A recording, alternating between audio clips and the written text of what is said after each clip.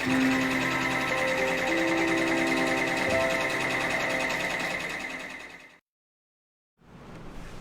everybody, and welcome to Facebook Live. I'm John Deere from John Deere's Embroidery Legacy, and I just want to welcome all of our replay viewers. Those of you who are catching this after the fact, I just want to welcome you. And today's topic, we're going to be talking about software and education. And before we do that, actually, I just want to thank the wonderful people here at Lakeside International School, and we are coming to you live from Guanacaste, Costa Rica. And I know last time we had people from all over the world join in, so if you want to let us know where you're from, we love to shout that out, because it's amazing the world we live in. And the first question I'm going to ask, I want to try to make this one a little bit more interactive today, but the first question I want to ask is, and just hit a 1 if you are in agreement with this, I am just blown away with technology and how it's exploded over the last 10 years. And if you agree with me, just hit that 1. I mean, I got to be honest, I'm in my early 50s, and I was a kid growing up in the 70s, and things were very different back then. I remember, my summer holidays, I had to be home when the street lights came on, which in Toronto, that was around 10 p.m. There was no concern about being stolen as a child. And I remember my bike, I had a really cool bike. It had a banana seat, and it had those, Easy Rider handlebars on it. It was a 3-speed.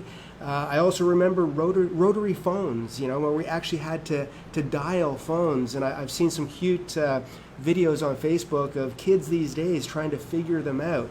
Another one is remote controls. I remember I was the remote control in the early days, and my wife was too. That's the way we grew up. And then we had the little boxes with the wires that came out of the TV. And I remember our first actual remote control TV. It wasn't on infrared or anything. It actually reacted by sound. So when I lost the remote control, I could actually jingle my keys, and it would change the channel. So it's unbelievable how we have evolved. And I kind of think that software has evolved the same way. Things are so different than they were, 15, 20, 25 years ago. A little call out to Marianne in Alberta, and we have Helen, and we have Arnell from Illinois. So thank you for joining us, and we'll do some more little call outs as we chime up. But I'm going to talk a little bit about software, and I'm going to get a little bit nostalgic on you guys, because being that I was, born a little while ago, and I kind of saw this whole industry evolve from the ground level up. And if you've seen any of my other videos, you know that I started out my first couple years as a manual pantograph puncher. And what that means is I didn't even have software. I literally sat on a loom, and I went like this for 12 hours a day. That's how we did it. And then in the DOS days, we had software commercially, and I remember my first systems were like a Melco EDS system. We had Wilcom systems when they first came out. I remember that some of the software manufacturers were actually trying to wine me and dine me in the early days. It was Wilcom, and it was a company called Gnault, and a lot of you have heard of Gnault. They actually made software, and the price on the programs at that time was like $80,000 for the Gnault software. And I remember they brought it into our factory, and they let us try it for half a year because they wanted us to purchase it. So I've seen this industry evolve from that point, and it's gotten better and better. The software has just gotten so much better with time. What you guys have to play with now from a price point is incredible, and all of the features and tools that are in the programs now are just incredible with what we started out with. Now, before I get into a little bit more on that, I actually had a little thing over the weekend. My wife and I went out on Saturday night, and we actually went to an incredible place called the Mangrove, and it's a beautiful hotel. And the Costa Rica, one of the big banks here in Costa Rica, was sponsoring sort of the arts, the classical arts. And I got to be honest, I'm not really a refined type of person when it comes to that. I have my personal taste in music, and got to be honest, I don't necessarily need a $10,000 stereo because I have a $2 ear. But we were invited to a performance by a trio, a string trio. And it was 2 violinists and somebody playing the cello. And as much as I'm not a huge classical music fan, I was just amazed. I mean, to see somebody who can play, or people, a group that can play that well together, it was incredible. When I closed my eyes, it was almost like they were dancing with their instruments and then battling with their instruments. And every movement of their hand on the notes and the bow and how they move their wrists and their body, it was poetry in motion. That's all I can say. So I was just incredibly impressed, and I know my wife was as well. And when we actually finished that, I kind of got a little bit of a music bug, and I tend to be a little strange that way. I thought, well, the violin, as much as I probably didn't respect it for many years, it's just an incredible instrument. And I thought, I wonder if I could learn to play the violin. And here's the other thing about the violin. It's kind of like maybe the bagpipes, and I hope I don't offend anybody, but I grew up in a neighborhood where the people across the street played the bagpipes, and when people are first learning how to play the bagpipes, it's not the nicest sound in the world. When they get really good, it gets better, and I'm kind of guessing that the violin is the same way. But I did go on the internet, of course, because we live in a day and age where we can see anything on demand. And I actually went and I found a reasonably priced violin. And I went to where I do most of my shopping, so I'm going to bring this up here. It's actually a violin that I found on Amazon. And I can buy a violin, just if I want to learn how to play, for fun, for $54.95. And I'm not going to do it because my wife, Jennifer, can I buy a violin, please? Sure. Oh, she said sure. Yeah, but I know she'd make me sit in the basement and play it because I know it's not going to be pretty. It's not going to sound good. And it's just, it's an inexpensive instrument, so it might be worth a go. But then I went on the internet and I looked at violins that actually are, classical violins, vintage violins, and I was amazed at the prices that I saw. I thought maybe a violin might cost a few $1,000s, but I went online and I actually saw this violin here was on a site that sells, vintage instruments. And this violin had a price tag of $125,000, okay? Now, here's the thing, and this is what I'm kind of getting to when I relate it to software. Is there a difference between programs? And I got to be honest, yes, there is. You can get programs in the home industry, and I've seen them on some of the groups where you can literally get a digitizing program for $65. And you know what? It will do the job. I mean, it creates a run stitch, a satin stitch, and a fill stitch. But does it do it really well? Is the software kind of developed in a way where the stitches lay down properly and it joins closest point and all the other things that I expect to see in quality embroidery and the pull compensation? And odds are for $65 you're going to get what you pay for. Now, here's the thing. If you really aren't concerned about creating, beautiful designs and you just want something to go with your actual machine, then that's fine if that's all you want to spend. And I'm going to ask you guys a question right now as well. How many of you do have software of some type? Give me a 1. Just type in 1 if you have software. And do me another favor. If you do have more than one copy of software, more than one version, type in a 2. And Jennifer's just giving me a thing here. I'm just going to get interrupted. Okay, we have a few more people. We have Candy and Judy and Pat and Kimberly from Maryland and Sandra from Mississippi and Connie from Iowa. Hey guys, thanks for joining us. I appreciate it. What I was kind of talking about with the software was I found that a lot of people end up having what I call a software stash. And I know you guys can relate to that because a lot of you have fabric stashes and a lot of you have software stashes. You have more than one version. I like to think most times that people buy software for a couple of reasons. Number one, they got the software because they actually had the intent of wanting to create an embroidery design. That's why they bought the software. And if you did buy software for that reason, give me a 1. You actually wanted to create designs for yourself. Now, the other thing that I found is a lot of people buy software and they didn't necessarily buy the software because they wanted to create designs. They got the software because they were told that's the software they should have. They bought a new machine and they bought a program, and it might have been a digitizing program. And to be honest, they just bought it because that what was presented to them as the option. You do need some type of software when you buy a machine. Now, the one thing that I always try to tell people, and even at shows, when Jesse and I are out doing shows, when somebody's looking for software, I don't try to sell them a digitizing program. I got to be honest, as much as it would be great to sell a full-blown program and make more money, that's not my intent. I would much rather qualify people and ask them what they're going to use it for. I mean, if they're brand new into embroidery, they don't need, or they probably won't use a digitizing program because they don't even know if they really want to digitize at this point. They might just need something to open designs and do some lettering, and you don't need to spend thousands of dollars to do that.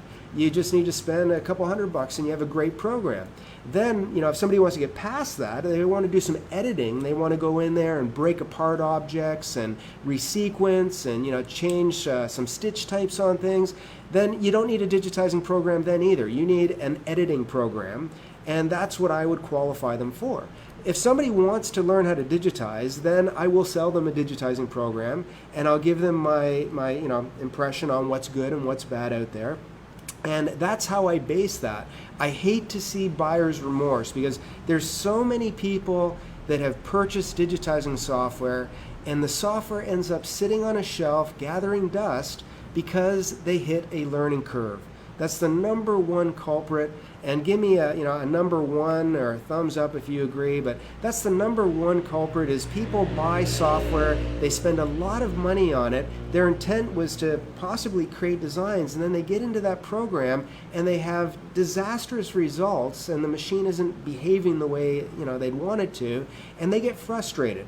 And that's when the software sits on the shelf. And that's been one of my goals. I'm a digitizer. I've been doing it my whole life. I am passionate about it.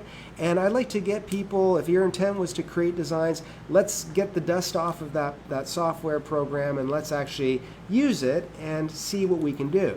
Now, here's my impression with programs. Jennifer's writing something. Yes?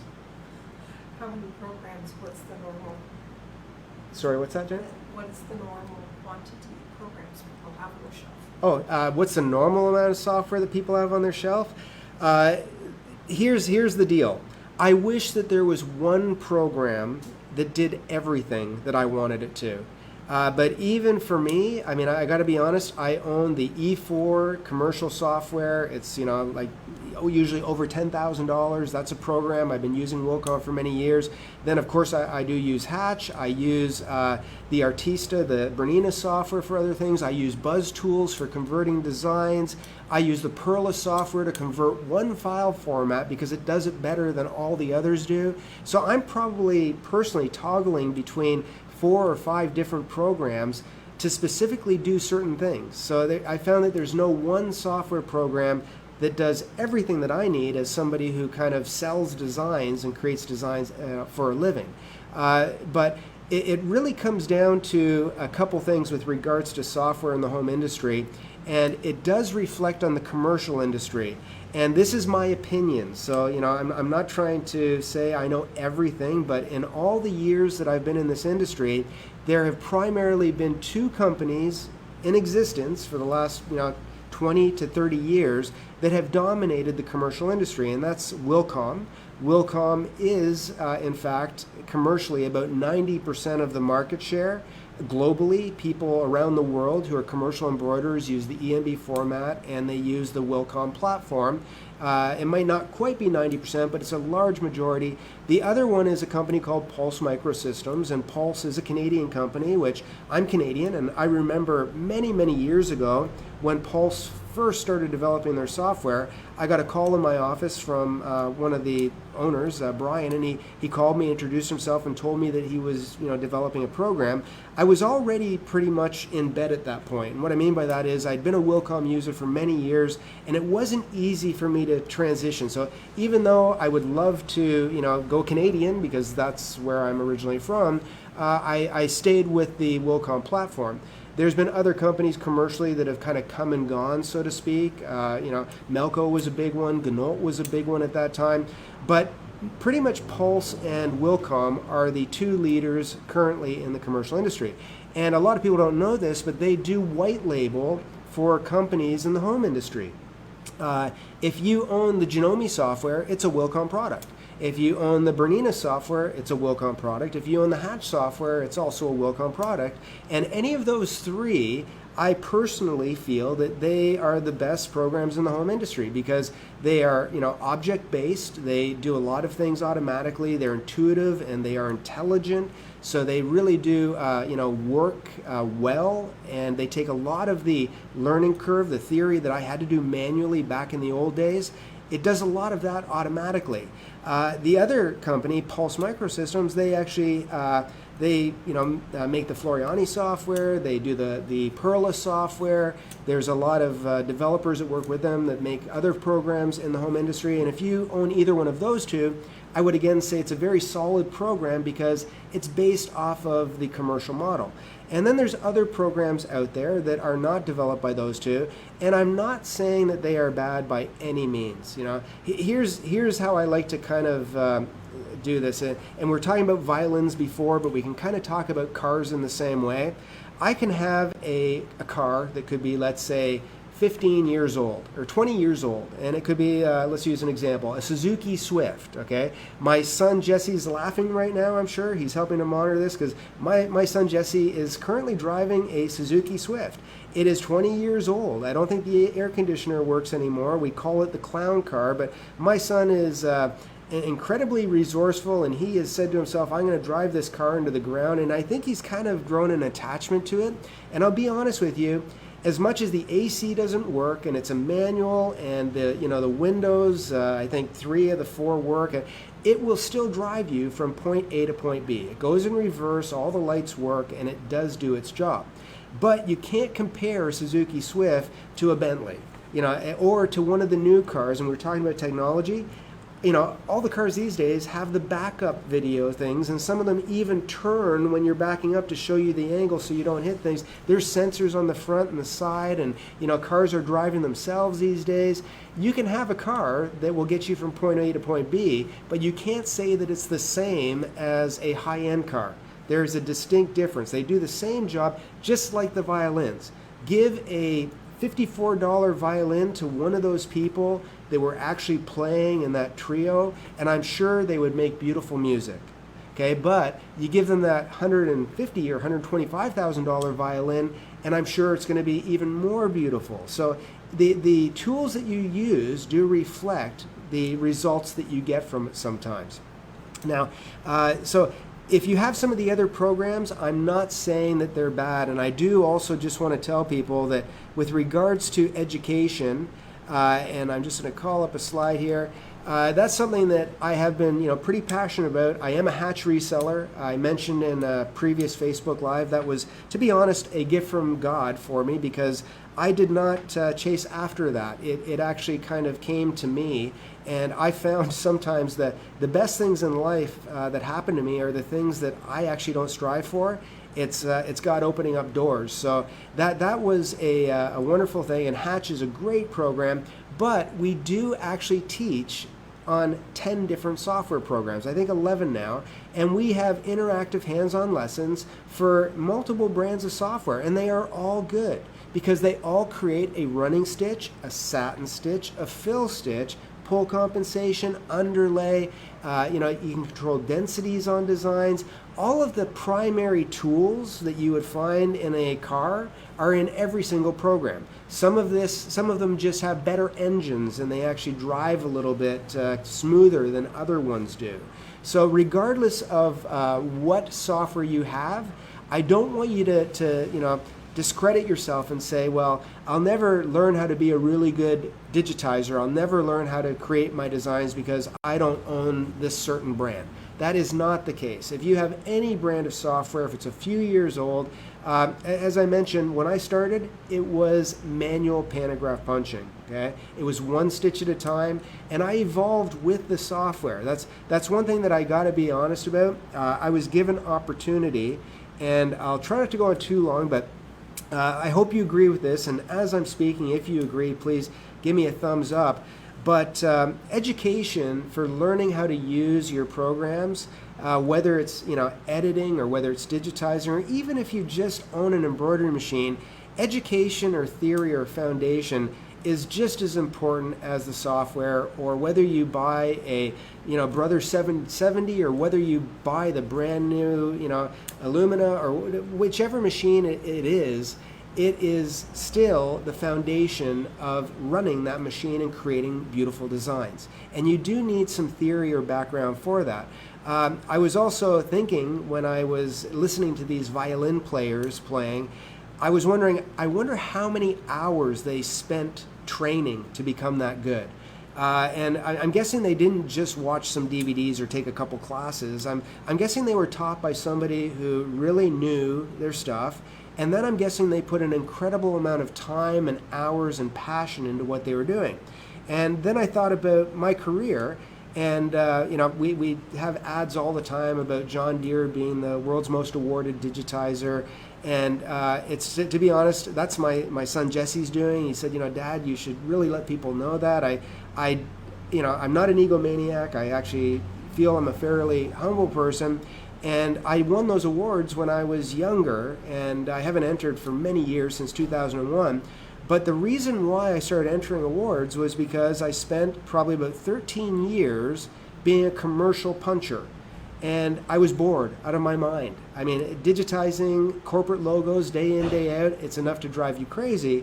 And all those years that I trained, if I calculate it, and keep in mind that I come from a family with a European work ethic, so we averaged 60 hours a week minimum. That was our work week, was 60 hours. My wife can attest to that because she's been part of the business almost as long as I have. We met when she was 15 and I was 17, so things have changed a little bit. I'm only 29. She's only 29 though, yep. Time has stood still. Anyways, give me a thumbs up, ladies. If you okay. Anyways. But when I first started digitizing, I actually spent an average of 60 hours a week. And the first 13 years that I did it, I was doing corporate digitizing for 60 hours a week. If you calculate 13 years of digitizing, that many hours, I almost clocked in 40,000 hours into digitizing, into punching. And I gotta be honest with you, if you're not really good at something after doing it for 40,000 hours, you should stop. That's just the truth of it. And I got to be honest, it was repetitive. It was boring. And I'm sure the people who were playing that beautiful music, at some point, they wanted to give up. They were bored. It was repetitive, and it's the same thing over and over again. But just like learning to play an instrument, buying an instrument doesn't make you a musician. Okay? It's learning how to play it and how to play it beautifully. That's what makes you a true musician. And software and digitizing is the same thing. If you want to learn how to create beautiful designs, you have to put in the time. And you have to be a little bit repetitive. And it doesn't need to take you 13 years. It just needs you to commit to actually spending some time doing it. The other thing is you need a good teacher. I was so blessed when I was a young man because I had a bunch of mentors over my career, but one person in particular, he was a Shifley puncher, and he held my hand the first couple years of my career, and he tortured me, and I did everything one stitch at a time, but I was given an opportunity to learn from somebody who is far better than I will ever be. So the opportunity had to be there. And the other thing that I found, and this is kind of as I'm getting older, but because I do consider this an art form and it's part of who I am at this point, I actually have a passion for it now. I love the art of creating embroidery and turning that into stitches. We've been doing a little campaign recently for our 60th anniversary. If this is your first time joining us, we actually are celebrating this September 60 years in business. I think my wife's interrupting me real quick. Oh, good morning, Wendy. And hi, Pam from Coco. Wow, we actually have something. And Carolyn, okay, and Wendy must be somewhere in Australia if we're saying good morning to her. So, hi guys. As I was saying, with regards to learning and considering an art, we have our 60th year anniversary coming, and I did a series of designs that I think are impressive and pieces or works of art. And we've broken it down, and I'm not going to give the big reveal now, but there's a whole bunch of them, and they will be exclusively as a 60th anniversary set. But give you a little idea, and they're big. I mean, that's the beauty of this, is we have big, beautiful designs. But when we talk about doing detail and getting blending and having embroidery so that it is still soft, you actually wear it and it doesn't feel bulletproof, that is the art of creating designs, okay? And give me a heart if you agree. I mean, I'm not going to live forever. My boys are involved now. I'm passing this on to my children. James has actually been digitizing a lot. He's been going to be joining me at all of my classes. He's actually really, really good. And my goal now, as much as I never wanted my kids to be a part of this business, my goal now is that they actually carry this on to the next generation. A lot of, I saw some posts recently, and one software developer released a post sort of saying that, well, you don't need to really learn anymore. You don't need theory. It's all old school. That's for the last generation. It's all hogwash now. And I got to be honest, I really don't agree with that, in the fact that if you want to learn how to digitize, you do need to learn some of the theory. You are going to use the software. You're going to use that to the best of its advantage. I don't do everything one stitch at a time anymore. That would just be crazy. I use the software, but I still have all of the theory and background to make my designs beautiful using the tools that I've been given. So I don't think that educating people is a lost art. I think that it's something that, and my hope is that if some of you guys really get passionate about this, share it with others. I have never kept any of this a secret. I mean, years ago, and just as a couple of resources, years ago, I actually did a video series that was, I think, almost 24 hours long in the commercial industry, and it was on VHS, okay? It was actually way back when, and we sold it in the commercial industry. We don't have that series anymore. It was called Fit to Stitch. Maybe there's a copy out there somewhere, but you got to find a video player to play it. But after that, about, I guess, 12 years ago, I did write a book called Digitizing Made Easy. It's still in print. It's sold like 42,000 copies now, which just amazes me. And I thank you guys. If any of you own it, thank you. Give me a thumbs up or a number one if you have that book. I got to be honest, the reason why I wrote that book is because my wife made me. Remember that, Jen? Quick little off the tracks here. The year that I wrote that book, I was exclusive with one of the machine companies for the first year. I had a 2-year contract. I spent over 250 nights in a hotel room, and the publisher asked me if I would write the book.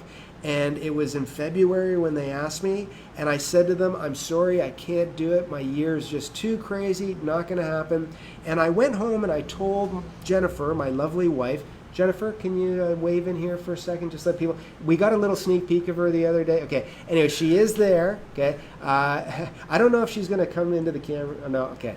Anyways, I'm going to be in trouble again, guys. But I actually told her that this publisher asked me to write a book, and I told her then that I turned them down, and she read me the riot act. She said, you are going to write that book no matter what. I don't care how busy you are, because an opportunity like that might only come to you once in a lifetime. And I'm really glad that she made me do it. And I locked myself in a hotel room over Christmas that year and knocked it out, actually, just so I get it done. But it was a wonderful experience. And I also did a video series, Upside Down, and this is the right way. And some of you might have this. We actually sold this on DVD for almost a decade. It was an 8-hour series that was non-software specific. There was 5 different steps. It covered all the basic theory.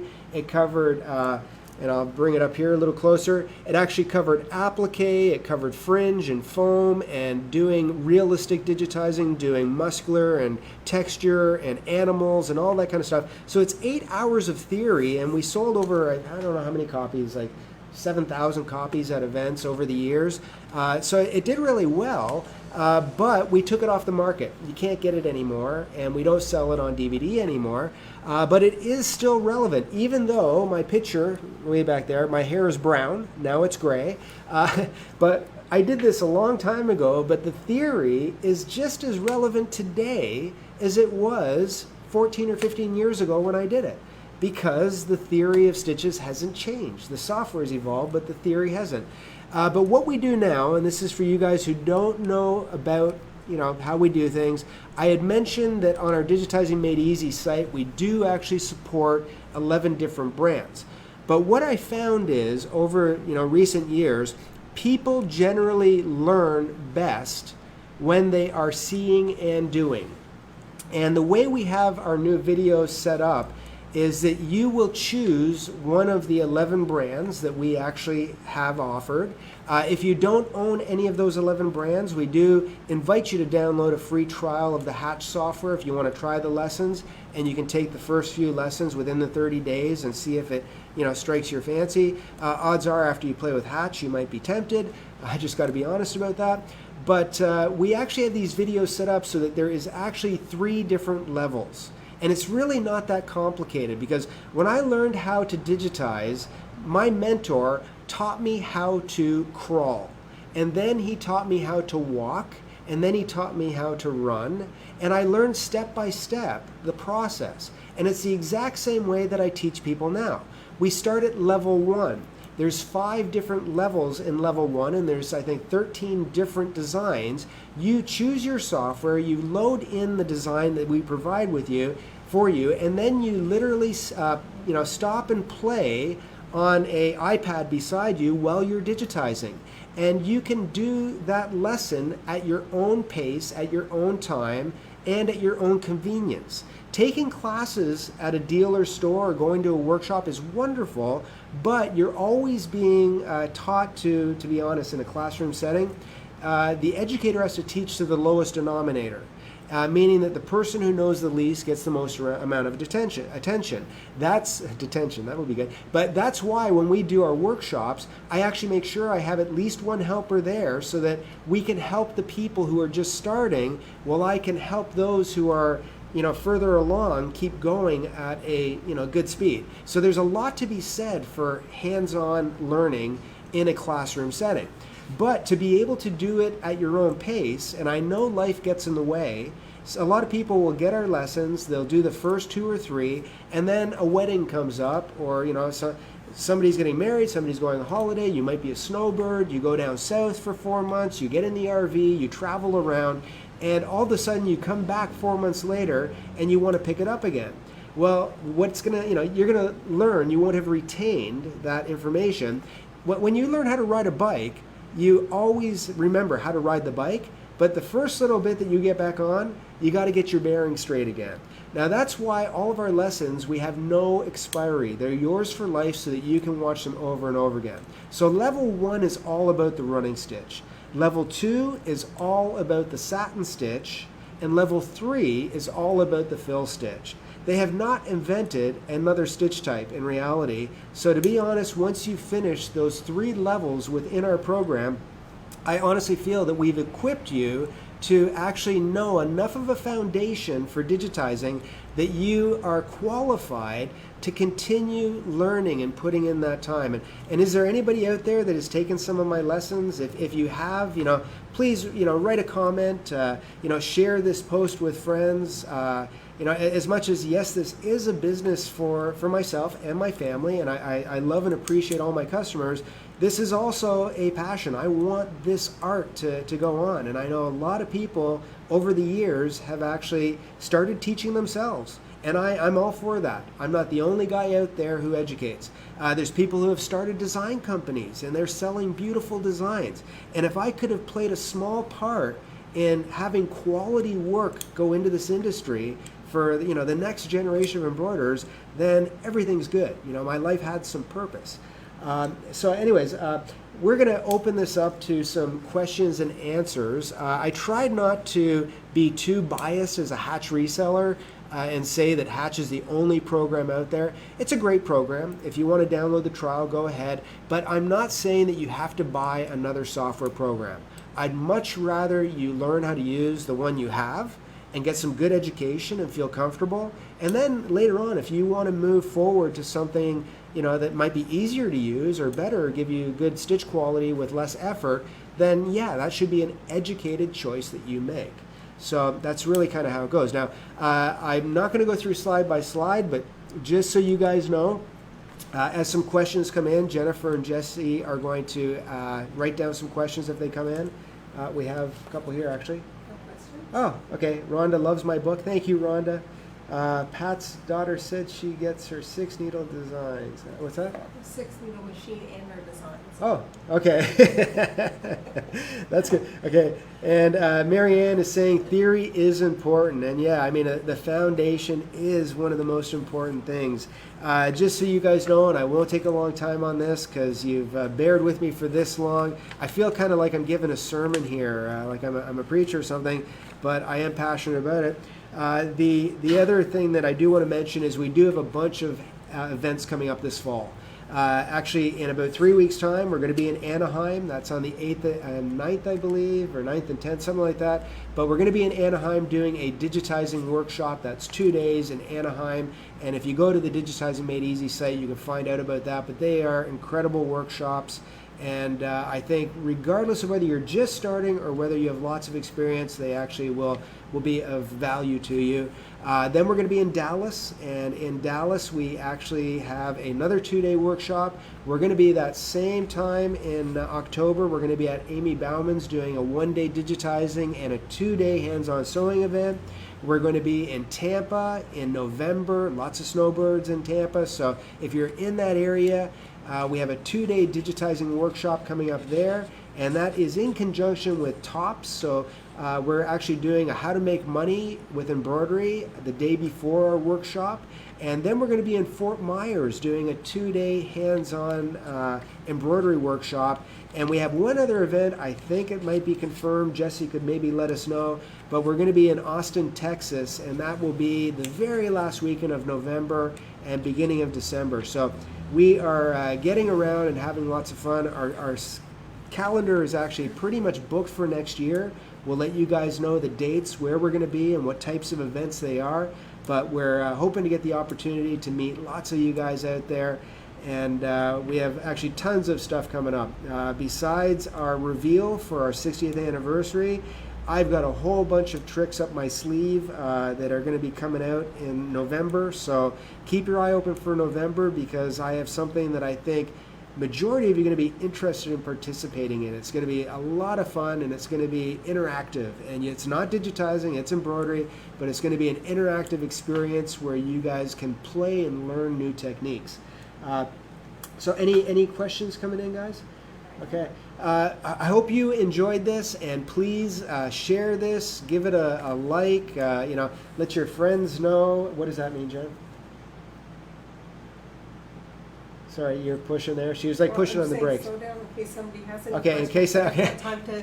Jennifer's saying slow down to see if anybody has any questions. My son and I were joking earlier, because I said, you know what, I'm just going to wing this session. I didn't have a script really. I didn't write it down. And I said, Jesse, don't worry about it. I have the gift of verbal diarrhea. And he said to me, Dad, it's not too often you hear the word diarrhea and gift put together in the same sentence. But I'm okay apparently talking to myself to a little camera, and I hope you guys are listening.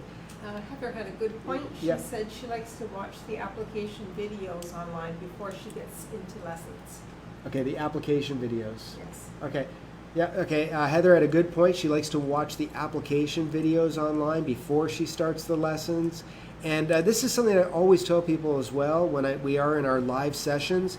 We have to remember that there's a lot of people out there that are our age that weren't really involved in computers. Some were involved, big time. They actually have worked as developers and worked in the computer industry.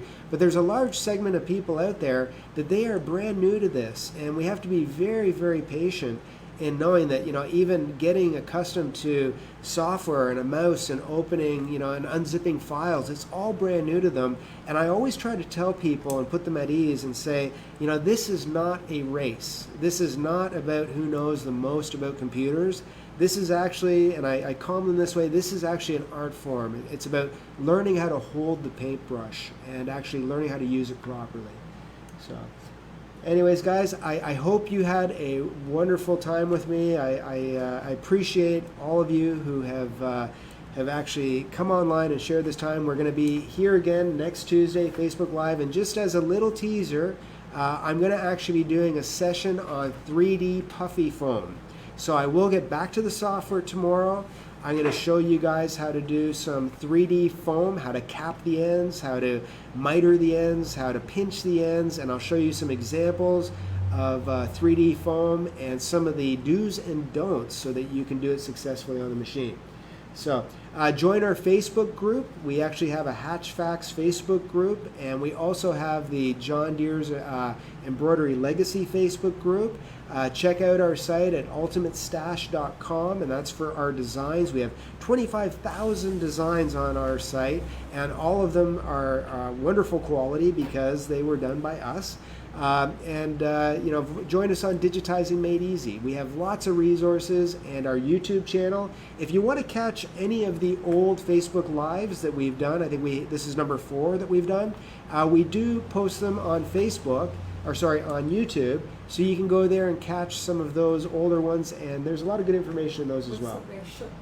What did they search in YouTube? To search in YouTube, it is John Deere's Embroidery Legacy. So YouTube is John Deere's Embroidery Legacy. Subscribe to that. Hit the little bell.